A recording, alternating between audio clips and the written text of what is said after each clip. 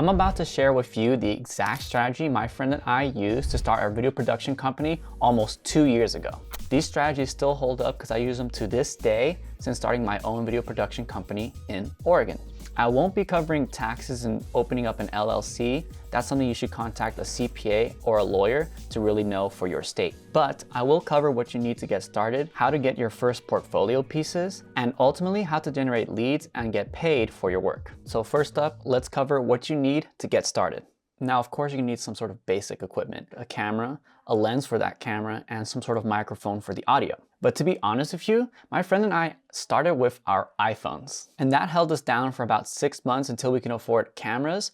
And when we got those cameras, we ended up just buying a cheap $100 Nifty 50 f1.8 lens from Canon. So I really wouldn't worry about the gear and the quality of the gear when you're getting started. What really matters is actually mastering the equipment that you do have. So practice your craft. Look at the local market of businesses and see what kind of content they're producing. See if you can match, or better yet, exceed that quality in your own videos. Once you're actually able to match the quality of work in your area, now you know you're ready to start charging for your work. But it's really hard to charge for a service you've never provided before. So what's the solution? Generating your portfolio. To do this, you're gonna actually reach out to your network. I'm sure you know someone, whether that is a friend or a family, that owns a business. Reach out to them and offer to create some content for them. This could be for free, a trade of services, or for a very small fee, since you are a beginner. Now, I really recommend trying a bunch of different markets. For example, you should try real estate, you should try product videos, you should try commercial work, you should try social media content, and so on. This is gonna help you to really narrow down what projects you actually enjoy shooting, and more importantly, which ones you don't. Once you find the niche that you enjoy, double down and start creating a bunch of content for that. This will allow you to build a portfolio of work that you're happy with and that you're gonna use for the next step. Now, in my experience, for businesses to take you seriously, you really should think about creating your own website. Of course, you can create social media pages for your company, but I find that I've not really closed deals that way. It's always been through the website. We have personally used Squarespace, both for Elvira Media and for Pozo Production. I really didn't overthink this step. We keep it pretty straightforward. Use the templates that is provided, keep a very simple color scheme and font selection, and just make sure you have 3 pages. A landing page for potential clients to see the services you offer, a portfolio page so they can see the previous works that you're proud of, and a contact form so they can contact you. Now, a bonus tip I would really recommend here is actually getting a domain and creating that for your Gmail account. This makes you look more legit than just bruno@gmail.com. For example, we have the domain name for Elvira Media and for Pozo Production. So for Elvira Media, my domain is Bruno@Elvira Media, and for Pozo Production, it's Bruno@Pozo Production. This makes you seem way more legit and more like someone who's serious about their business than just a simple Gmail account. Now we have to start generating leads. And this could be its own video in and of itself, but I'm gonna do you a quick rundown of how we did it when we got started. So that network of friends and families that you shot for, ask them for any referrals or if they know of anyone who might need your services. This may get you a few small jobs, but ultimately you're gonna want to do some sort of cold outreach. You have 2 options, digital or in person.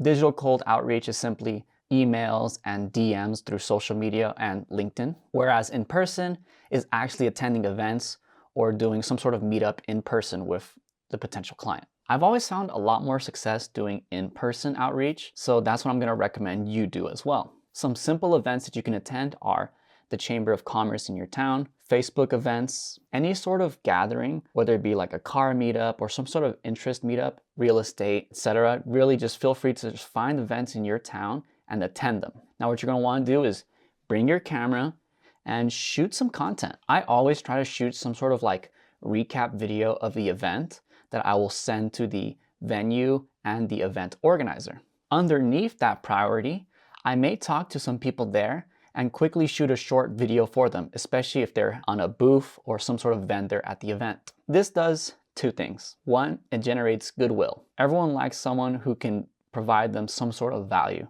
And you showing up that day with your camera allow them to show their event, show their booth, whatever it is, and makes them feel good and also look good.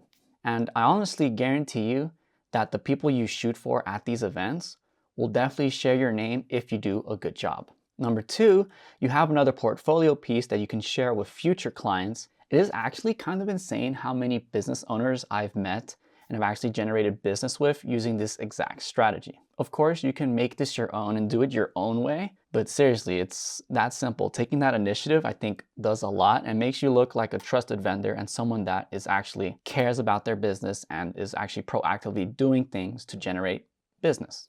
If you choose to do the email or DMs, I can make a whole separate video if you're interested on that, but a simple rundown would be this. Keep it extremely short. You do not want to waste these business owners' times. They have a lot of other things that are really important. Number two, don't make it about you.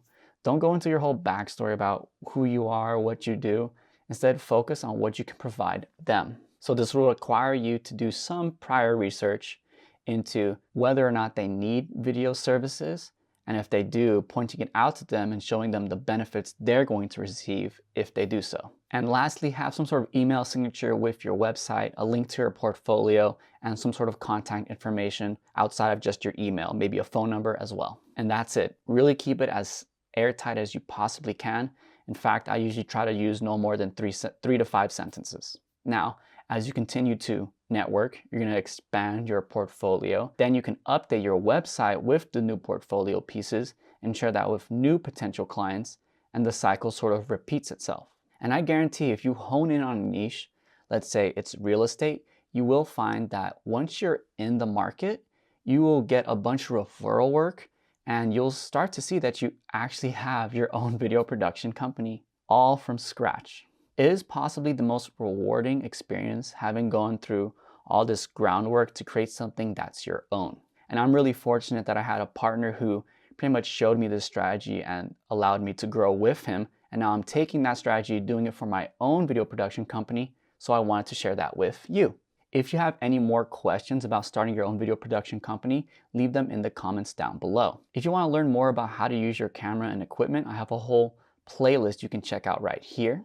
Thank you guys so much for watching all the way until the end. I really appreciate it. I wish you nothing but the best of luck on your journey, and I'll see you in the next video. Peace.